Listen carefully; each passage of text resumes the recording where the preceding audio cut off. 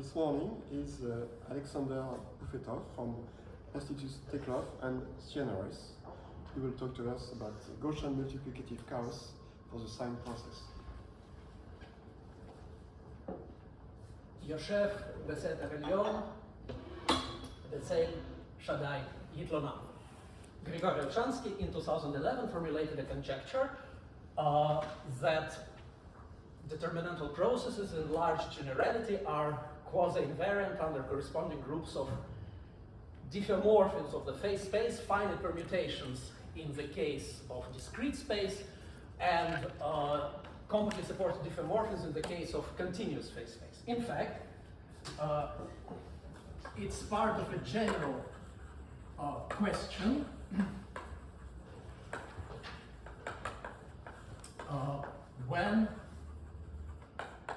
when are two determinantal measures equivalent? Measures equivalent.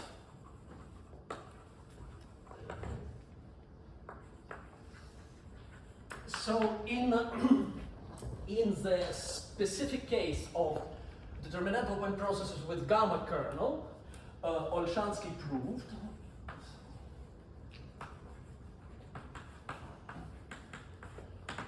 that the determinantal process with gamma kernel is indeed invariant, is quasi-invariant,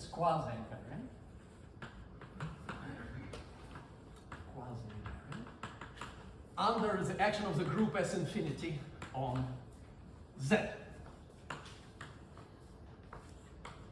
On, in fact, in this case, the space of configurations. So the important part for us, we don't need the specific definition of the gamma kernel. The important point for us is that the gamma kernel, it's a kernel of a projection which in fact has integrable form.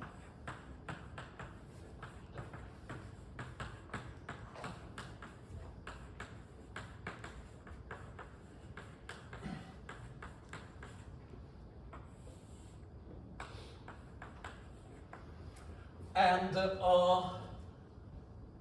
indeed, the quasi-invariance holds under just this assumption, and also a slight regularity assumption. So it is possible to prove that if a projection has integrable form, has integrable form, so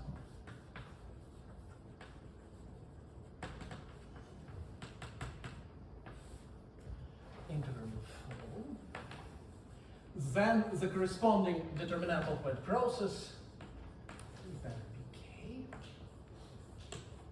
So this is determinantal point process covered by K.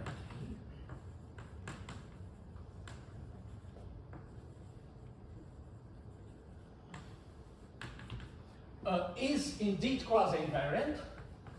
So there is also, I don't write it, but there is a technical integrability condition also. Is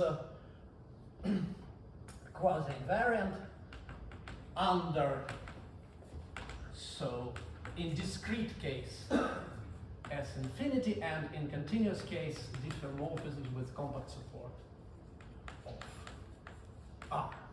Also, it's also true of C or C.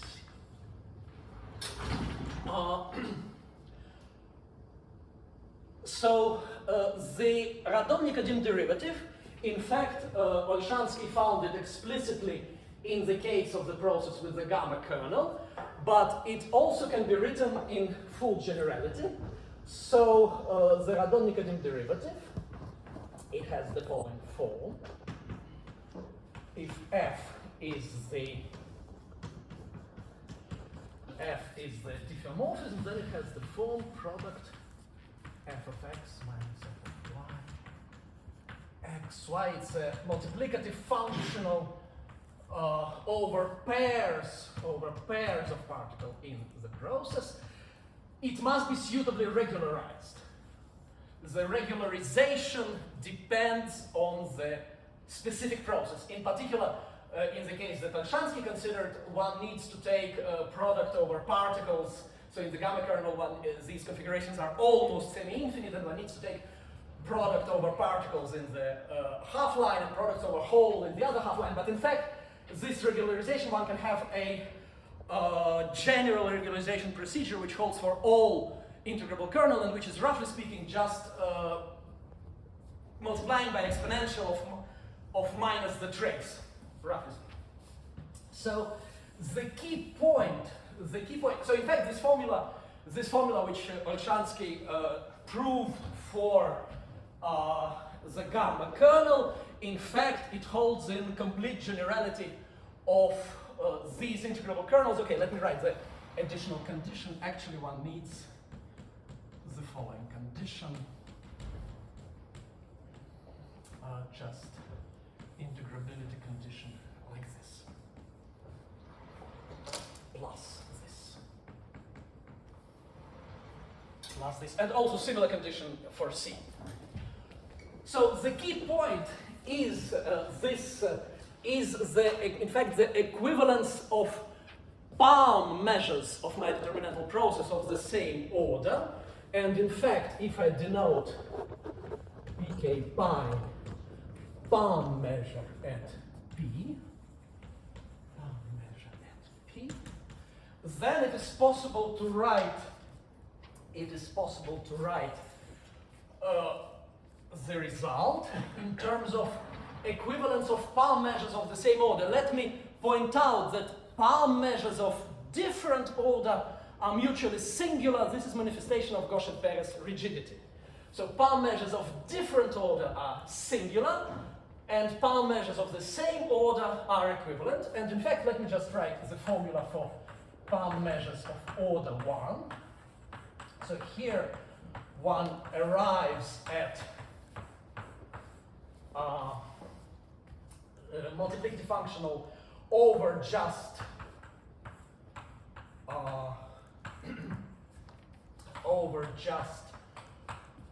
not pairs of particles, over just one particle. Here it is. And also one needs to regularize it. One needs to, let me write a formal expression. So one needs to subtract the integral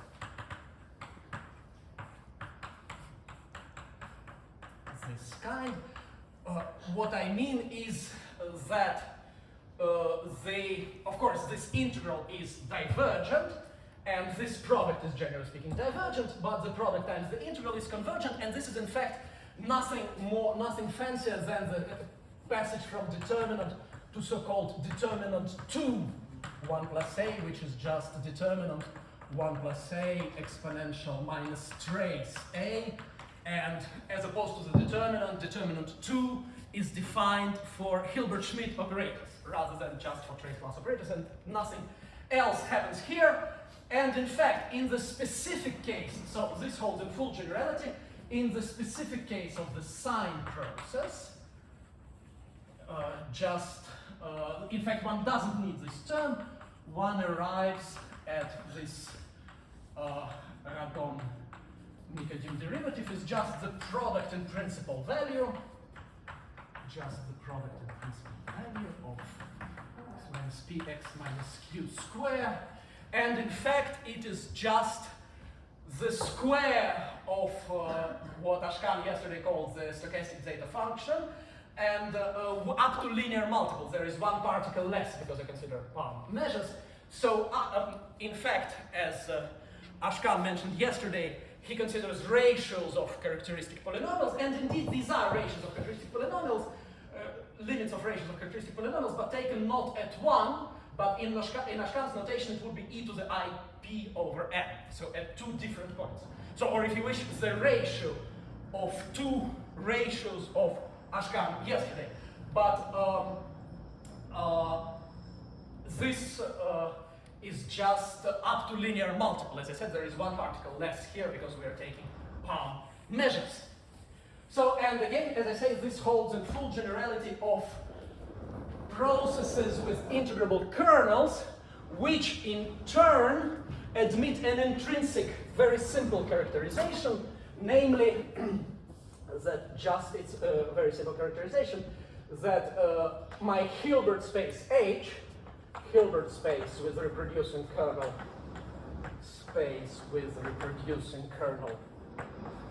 K, just satisfies the following division axiom that if f is in H and f of p is equal to 0, then f of x over x minus p belongs to H. This is weaker form of the branch axiom, but in fact, it is quite immediate to see that this holds for the Pelley-Wiener space, for example, and it, in fact, it is a branch space.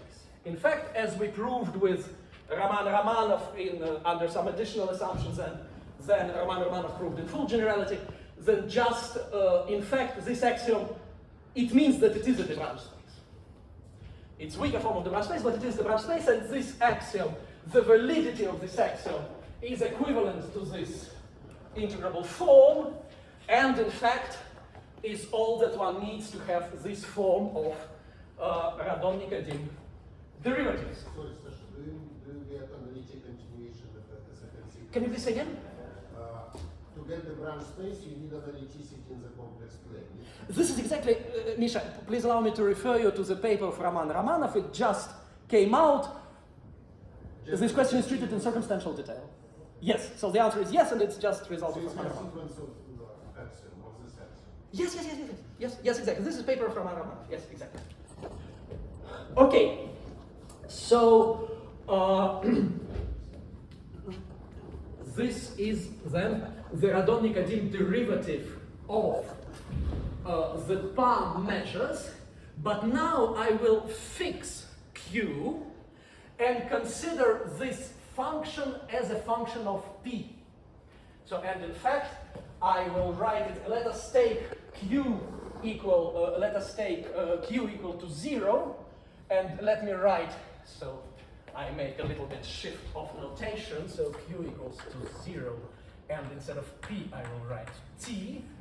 So, and I will have the following function.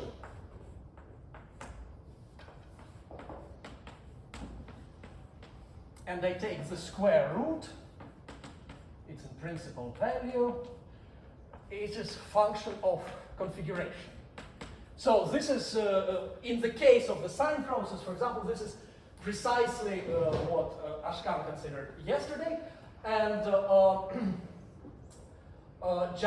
I prefer to call it a random Euler product, just as, in fact, it is a random analog of the Euler product for the sine function. So this random Euler product arises in the question of completeness and minimality for determinantal trajectories. Please allow me a little digression. 10 years ago, Grigori Olshanski asked me the question following a paper of Lyons. Lyons proved, let me write it here, Lyons proved in full generality that just for discrete phase space, just the sequence of reproducing kernels K considered sampled at the point of the trajectory, x and x, is complete in H. Completeness is understood in exactly the same sense as in Misha's talk. So these reproducing kernels span the reproducing kernel Hilbert space H, but I would like to emphasize very strongly that the properties of sampling and interpolation that Misha mentioned in his talk never hold in this case. This is a complete sequence, so, or in other words, if f is in H and f in restriction to x is 0, then f in fact in itself, f is the 0 function, So this is completeness, but these sequences are never sampling and never interpolating for very simple reasons. So, so Lyons proved it for discrete phase space, and Gaussian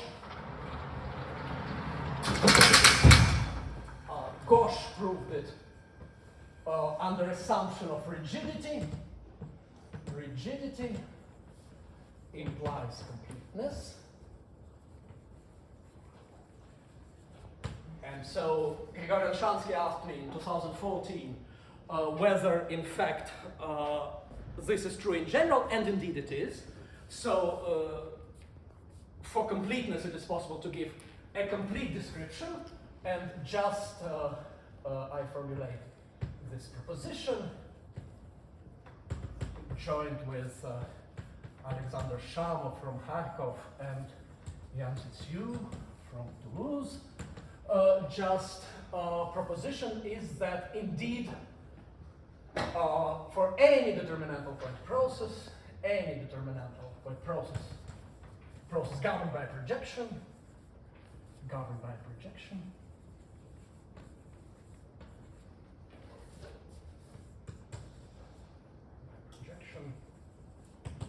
completeness holds. So just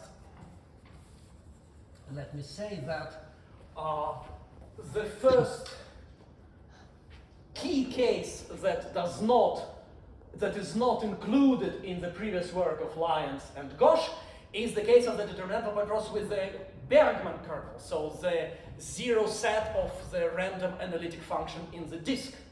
The zero set of the random analytic function in the disk, in fact, it is included in our result and is not included, it's not rigid, and obviously the phase space, the Lobachevsky plane, is not discrete. And in fact, this example of determinantal point process with Bergman space illustrates very clearly the difference between these complete sets and just spanning set in finite dimensional linear space. Indeed, in finite dimensional linear space, we know that if we have a finite set, a spanning set, we can always have a subset which is indeed a basis, which is a minimal such spanning set. So the question arises whether this set is minimal. And the example of Bergman space shows what also, if one thinks about it, is clear, that it is not always possible to get a minimal subset. And in fact, in the Bergman space, it is not possible to have minimal subset of trajectory. It is not always possible. Okay, so if for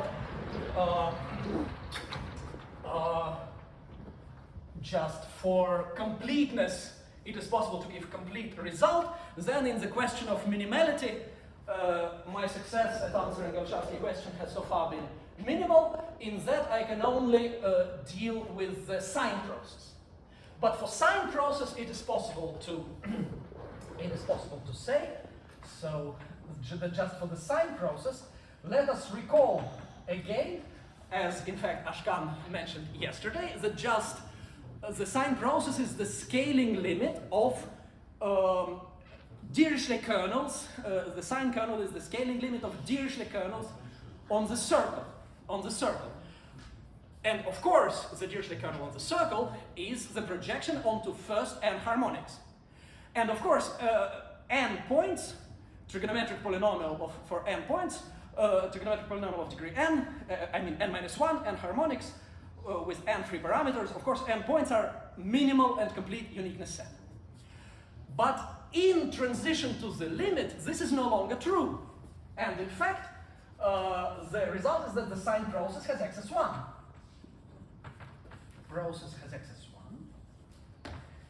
That is to say, the trajectory without one particle is a complete and minimal set.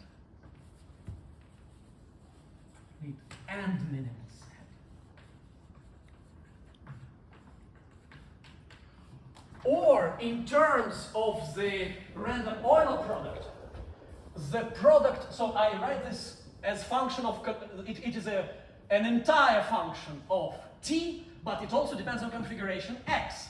So the function gx without one particle is not square integrable, whereas if two particles are removed, then it does indeed belong to the Pelley-Wiener space. And I should say that this result holds in full this part, that the excess is not bigger than 2. This part holds in full generality of integrable kernels with this condition, with this one. Excuse me, what do you mean by PW? What is this space? Pelley-Wiener space. Pelley-Wiener. Pelley-Wiener space. Pelley-Wiener space. Pelley-Wiener. Excuse me, Pelley-Wiener space. FNL2. Excuse me. Yes, just in fact, to fix notation, I just consider the Pelley-Wiener space. Excuse me. Yes. Just the way it came up in Mischa's talk, for example. Yes. So. Yes. So without one particle, it's not L2. Without two particles, it's in Pelley-Wiener space, and this result is completely general. It holds in the generality of integrable kernels satisfying this summability condition, so nothing else is needed. But this result, at least so far, is sine kernel specific. Okay, so why? Why is this function not in L2? So if one takes, Misha mentioned the Kotelnikov theorem in his talk. So, and in fact, if one takes the Kotelnikov theorem, then the corresponding function is the sine function, and if I remove one particle, then it becomes function sine t over t, and the function sine t over t is indeed square integrable. But here, this is precisely where the randomness comes into play. So this is not the context of the. This is not the context of the Kotelnikov theorem. In that, in fact, the randomness comes into play. And in that, this function, in fact, converges, properly rescaled, converges to a random measure, namely to the Gaussian multiplicative chaos. And here I need to turn and just to pass to the Gaussian multiplicative chaos. And if there are any questions, please ask me, because I will now go to next page. So, just let us recall, let me consider the very simplest case where the Gaussian multiplicative chaos arises. Just let us consider a binary tree.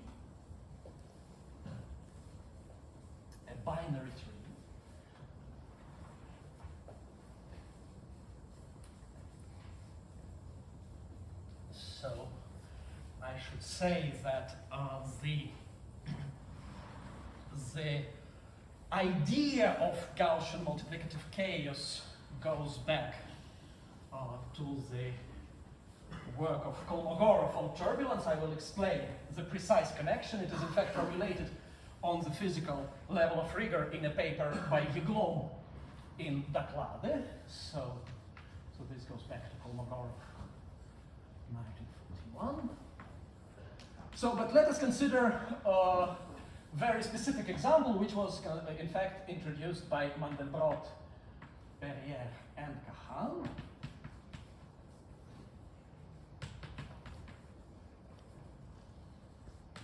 So, just we consider a binary tree.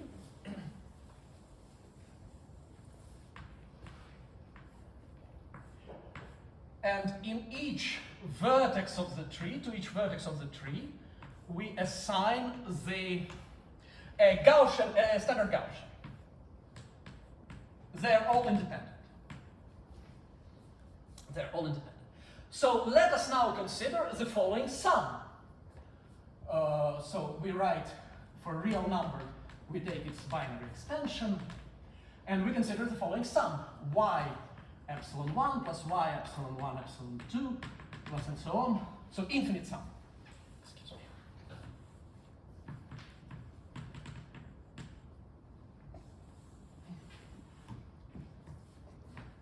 Y epsilon 1 epsilon n plus and so on. So this infinite sum S of t. So this sum, of course, is divergent. This sum, there is no such random variable. It's divergent. But there is no random process. There is no random process. But there is random field. There is random field, which is obviously very familiar. So it is just the Gaussian random field. So just to every, this expression is well defined for any, in fact, one doesn't need very strong regularity assumptions. This expression is well defined. So one does get random field. And so, in fact, as Kahan proved, it is possible to define exponential of this random field. It's possible to define exponential of this random field. So one takes. Excuse me, just one question. So you have a Gaussian field, so it's determined by the covariance, or? That's precisely right. Logarithmic. Covariance is logarithmic. This is standard, very familiar field with logarithmic covariance. Okay. Of course, very familiar field with logarithmic covariance. So now one takes the exponential of this field. Of course, I can consider Sn partial sums which converge in this generalized sense to S of t. And then the exponentials of these partial sums with some parameter gamma. The expectations. Please allow me to write it like this, not writing, well, the familiar expression for the expectation of exponential Gaussian. It will become clear why. So, okay, so this measure, this is a random measure, and this random measure converges, in fact, in probability to a limiting, converges in probability, not just in distribution, but also in probability, converges to limit measure, which is precisely the Gaussian multiplicative chaos. And let us say for sufficiently small gamma, up to some critical level gamma, at which point it converges. There is a scaling limit, but I don't need to consider critical case for the purposes of this talk. It can be considered, but I don't need this for the purposes of this talk. Okay, so this is just random measure, and again, the connection with turbulence can be seen from paper of Yaglom, but also in fact from drawings by Leonardo, who drew turbulence, and one sees that there are eddies, and then there are smaller eddies, and then there are even smaller eddies, and even smaller eddies. And in fact, this is exactly the idea, that the transfer of energy dissipation rate, so one averages over some cube, then one subdivides this cube, then one further subdivides, and as Yaglom writes, obviously these are independent Gaussians, so just these are precisely the eddies at different scale. These summands are just eddies at different scale. Eddy averaged over cube, eddy averaged over smaller cube, and so on, and so on, and so on. So, okay, so of course, please observe that this random variable converges to zero. This random variable converges to zero. So there is no limiting function, but there is limiting measure, and in fact, it is very clear why, because sometimes this Gaussian quantity becomes as big as the variance. And not as big as the standard deviation, but as big as the variance. So it happens very rarely, but in fact we have many t's, and for some t's it does happen, and this is precisely the random limiting measure. It occurs at the moments when this sum, so to speak, explodes. It becomes as large as the variance, and indeed so the measure is counter type. Its Hausdorff dimension can be estimated and so on, but okay, so just it is singular random measure.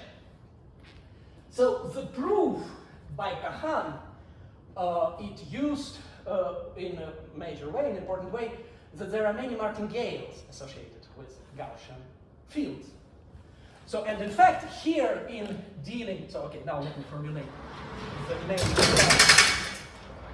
the main result of this talk. So please allow me to change notation once again a little bit. So I go back to function depending on two variables. So precisely, so to speak, the ratio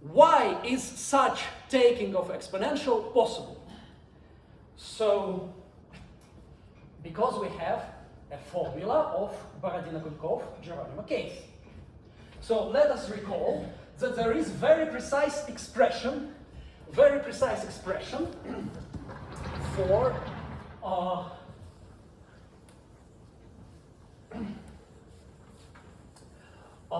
multiplicative functional of the sine process. Multiplicative functional of the sine process.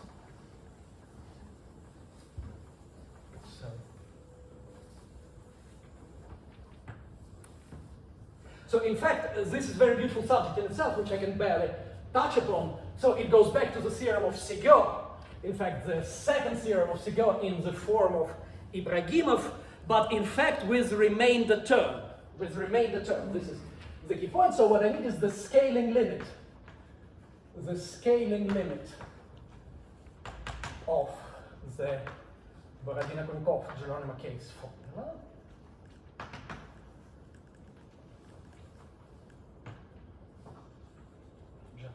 Formula. I will formulate it in slightly different way from what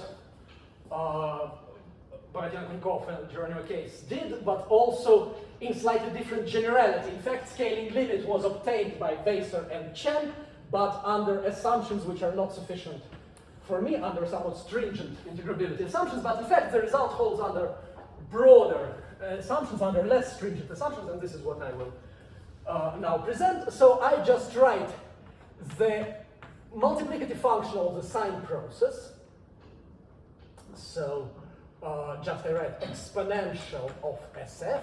But in fact, it is convenient for me and important for me, in fact, to write regularized regularized additive function. So just this is SF bar is equal to SF minus the expectation of SF.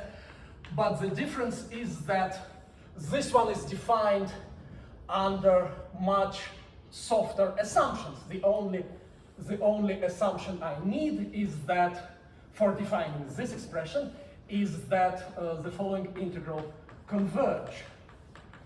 F of y sine, so x minus y squared. So this is almost the h1/2 norm, but there is also a modifier sine squared by x minus y. So just this expression has to be finite.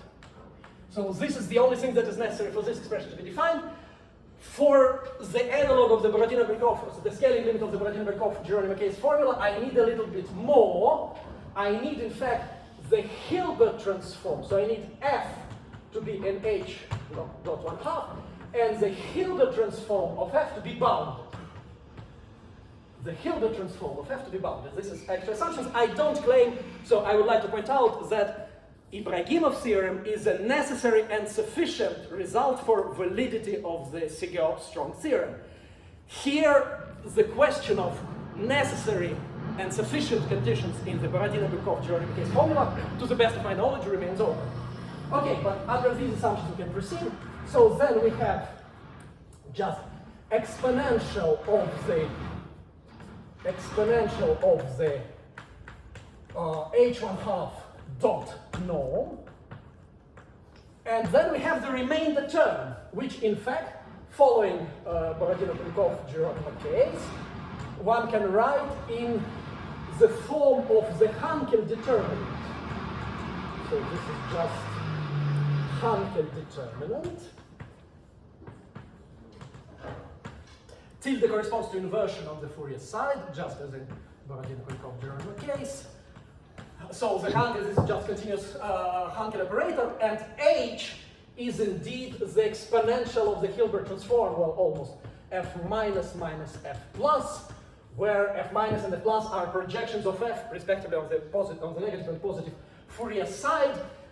It has to be emphasized, and in fact, Borodino and Konkov do emphasize this, that this holds without any assumptions on f being real. It's just essentially a formal identity. It's a formal identity. But everything does converge under these assumptions, but there is no assumption of f being real.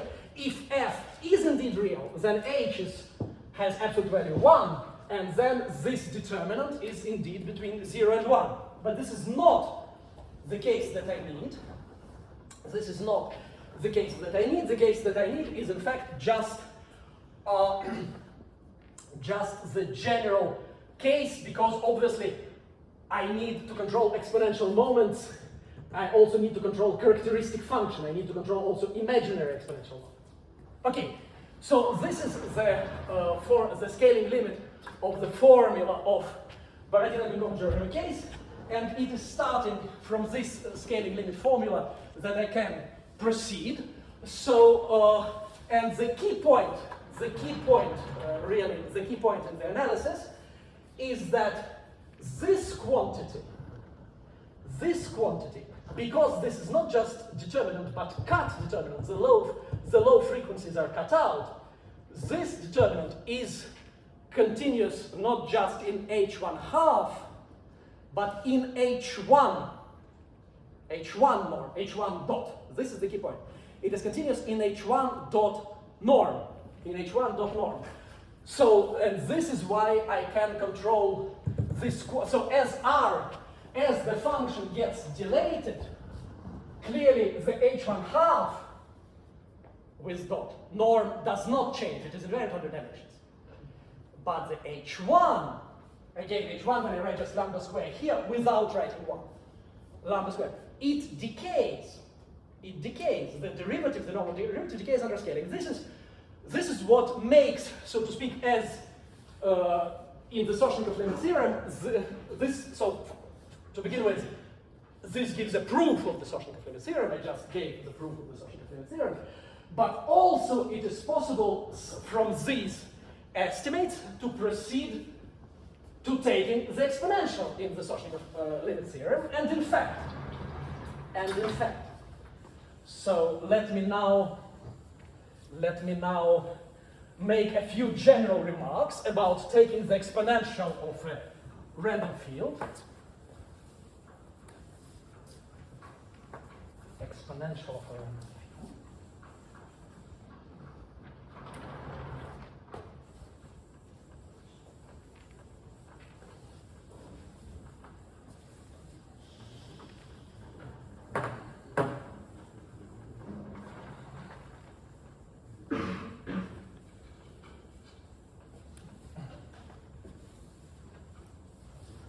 So, not necessarily Gaussian, exponential for random field.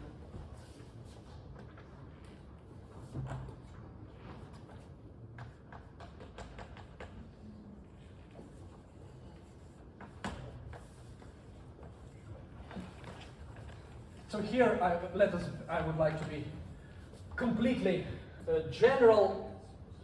But at some part of the discussion will be one-dimensional nonetheless. So I just consider some abstract space. I consider random field. But in fact, for the purposes of this talk, it is enough to consider circle and line.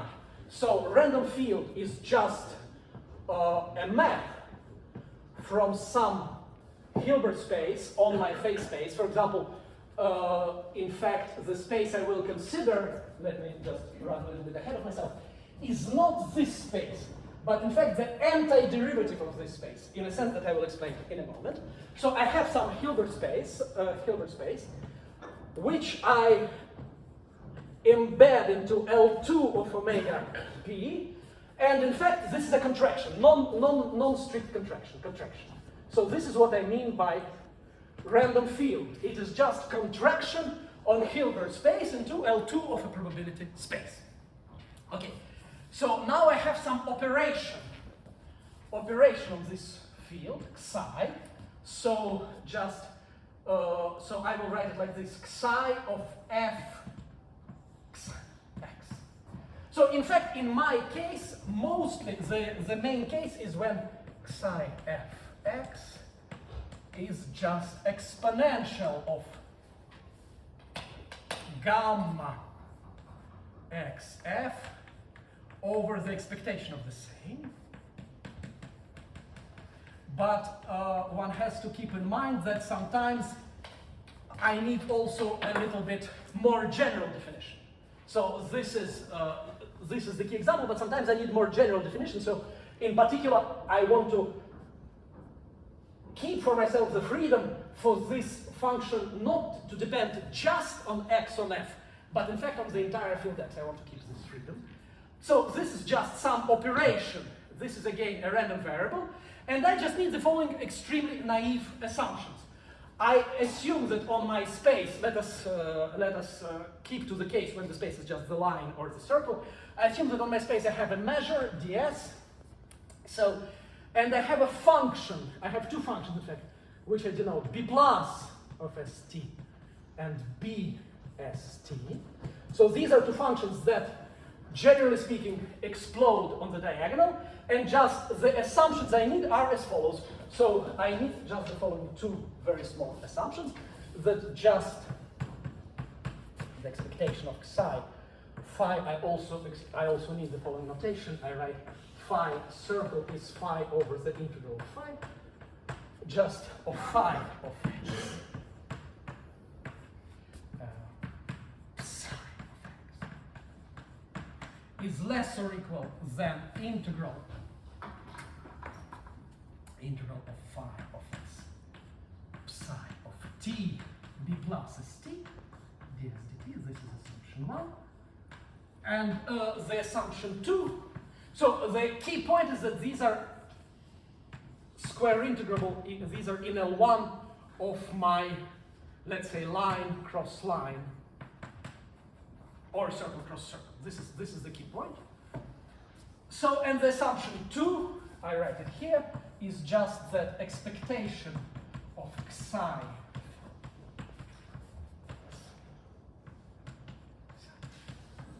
x converges as phi converges to some delta function and psi converges to some delta function at another position, converges in the simple sense that in fact the support of phi shrinks to s and the support of psi shrinks to t, and this converges to bst. So these are just two assumptions that I need, extremely naive. But in fact, under these very naive assumptions, it is true that I have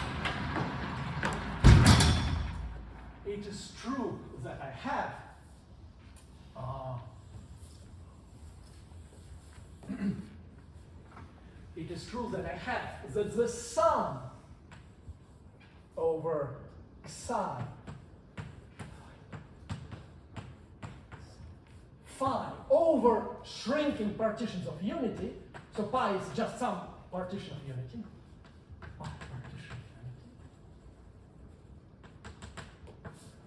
so partition of unity of shrinking diameter, then this in fact converges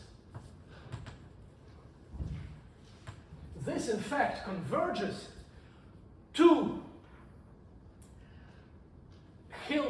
converges in Hilbert space with reproducing kernel B. I am using the words Hilbert space with reproducing kernel in a slightly vague way. That is to say, the function B, of course, explodes on the diagonal, but I still can consider the Hilbert space with such norm. It is perfectly possible to consider such Hilbert space given that the function is integrable. So this is just completion of the space of smooth functions, smooth compactly supported functions with respect to this norm. And just in this space, L2 convergence holds and nothing else is needed. There we go. This is the limiting measure. And so the last step in the proof of the main result is the question of, in fact, verification of assumptions 1 and 2. So for this, it is instructive, in fact, to consider, to recall that, again, the h1/2 dot norm is invariant under isometries of the Lobachevsky plane. So it is useful to consider, in fact, holomorphic function in the unit disk. So the Poincaré model for the Lobachevsky plane. In fact, what is this? What is this? It is just the additive functional corresponding to the function f, well, precisely, the logarithm of this. So the real part of the logarithm x minus z minus x minus w. So the Gaussian part is the very familiar Gaussian field from work, for example, of Z2. So this is Gaussian field. It is indexed by pairs of points on the Lobachevsky plane, and the variance is just the following. Is just the logarithm. So it's essentially the distance. So to be precise, it macroscopically it depends just like the distance, and microscopically it depends on different ways. So the realizations of this Gaussian process are in fact smooth. So I consider this Gaussian process indexed by pairs of points on the Lobachevsky plane. I fix one of the points. I consider the circles of growing radius on the Lobachevsky plane. Then I consider the construction of the Gaussian multiplicative chaos. And of course, in Gaussian case, this converges to the Gaussian multiplicative chaos by Kahan's theorem. But what I need is the convergence here, is the convergence of these non-Gaussian measures. And the key point is that this B of ST is itself converges to Gaussian quantity in this specific integrable sense. And what one needs here is the estimate, so one can see here looking attentively at this expression, one can hear that what one needs, one can see that what one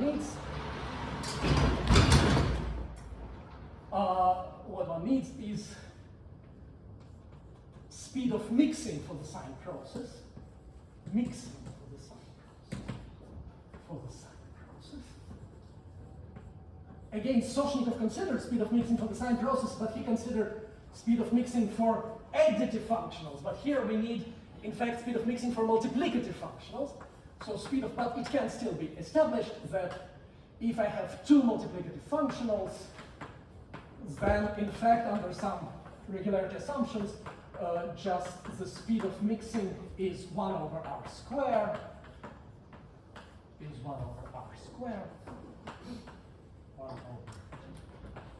r square, and this speed of mixing 1 over r square is quite sufficient to ensure this convergence in uniformly integrable way, and then to obtain the convergence of these exponentials of additive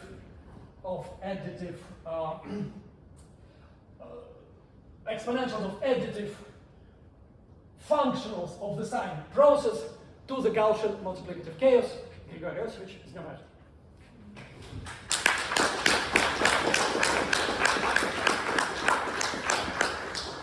Okay, so thank you very much, Alexander. So, are there questions? Yes. So would you expect a similar picture to hold for the area curve? Alyosha, you ask it from me, and I ask it from you. Do you, with Andrei, have its main ingredient is yours? Do you have? That's very convenient, I understand. Indeed, as the Talmud says, the intelligent man has his work done for him by others. So, but do you have your formula for area kernel? Okay, that's a bit irrelevant. The question is about your expectation. Would you expect the Gaussian multiplicative chaos to persist at the edge or not?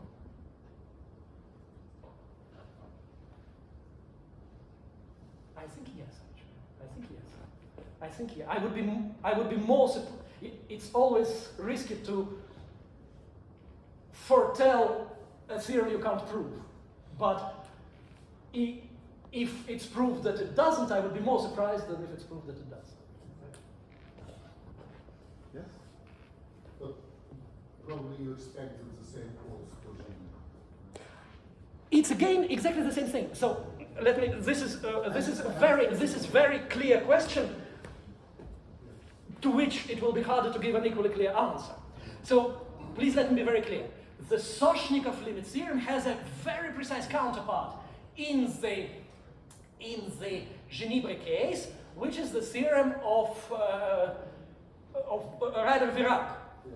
And the proof of Ryder-Virac, just as the proof of Soshnikov proceeds by the method of cumulants.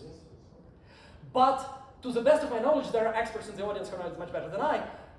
Cumulants, being as they are not entire but functions with finite radius of convergence, cumulants do not give me speed of convergence. Because here, Borodino-Gunkov-Geronimo case give me very precise speed of convergence. They give me very precise remainder term. So this kind of analysis is completely general. It's completely general. This is Hilbert's theory. The lagging ingredient is... So the lagging ingredient is the Borodino-Gunkov-Geronimo case formula. Please observe. You can say, okay, let's just take exponential in the formula of Ryder-Virac. No, because it's cumulants. The series will divert. So cumulants for determinant point process cancel in a very nice way. By the way, a question that I wanted Alyosha to ask me, but he didn't, is the question about Pfaffens. So for Pfaffens, I don't even know this formula for cumulants. So, but okay, for Genibri we have formula for cumulants, but it's not entire function. So again, maybe I'm missing something, please correct me. I don't know result of the following form. If cumulants converge, or let's say the ones I know are not sufficient for me. If cumulants converge in such and such way, then also there is such and such speed of convergence to the Gaussian. So it's just, how do I say, the approach is not the same. The approach, so if I just had Soshnikov's theorem, at least the way I do it, I would not be able to advance here either. The point is that I have the Borodino-Gunkov-Geronimo case form. I don't know if I'm clear. It's clear, but for cumulants it could be, if you look at Marcinkiewicz theory, which is behind all this, for cumulants it may be, I've never seen it, but there are experts in this. For cumulants it could give you... But experts, you mean whom exactly? Okay, I will see. They are probably... I would be very grateful, because cumulants... No, excuse me. If it is possible to argue from cumulants, which is not what I do, if it is possible to argue from cumulants, then Ryder-Virac have fantastic formulas for cumulants, and then, this is not what I do. And I don't know analog of Borodino-Gunkov-Geronimo case for Genibri, or for Pfaffens, for that matter. And you wrote formula for Radon-Nikodym derivative. Is it valid? Olshanski wrote formula. Okay. Is it valid in this case? Yes, of course. That's exactly what Olshanski did. Yes, but you wrote Christoffel Darboux type expression. Precisely. And what it means in discrete case. Same thing. But what is on diagonal? It's palm measures. There are no diagonal terms. It's palm measures. So P and Q are removed. Excuse me. Do I have it still? No. Yes, I have it still actually. Excuse me. These are reduced palm measures and P and Q. So P and Q are already removed. No, you wrote expression for kernel. It seems that diagonal of kernel. Excuse me. Yes, excuse me. No, now I understand the question. So you say the integral. Now I understand the question. Now I understand the question. You say that the integrable expression for the kernel. What happens on the diagonal? Yes. Okay. It doesn't matter. So it's not part of. Can introduce third function C, which is function on diagonal. You can introduce arbitrary function on diagonal, maybe with some conditions. I think so, yes. Okay, and also about your Gaussian sum. How are they distributed? Are they equidistributed or there is some convergence of parameters? Excuse me, which Gaussian sum? In footing, all they are equidistributed. Excuse me, which ones? On 3. Okay. This is a very interesting question. So in fact, there is.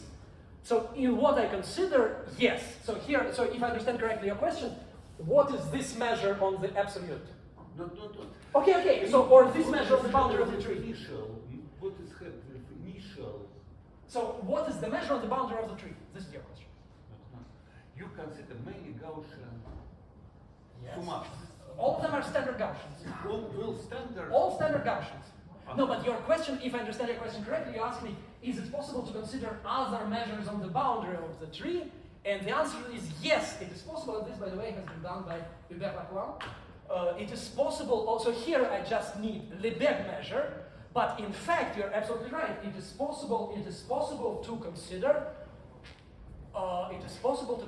also more general measures on the boundary of the tree, or on the absolute of the Lobachevsky plane. More general, but it has to be countermeasure, but so to speak, not very counter. But are we supported by subset or we supported by Also by subset, also by counter subset.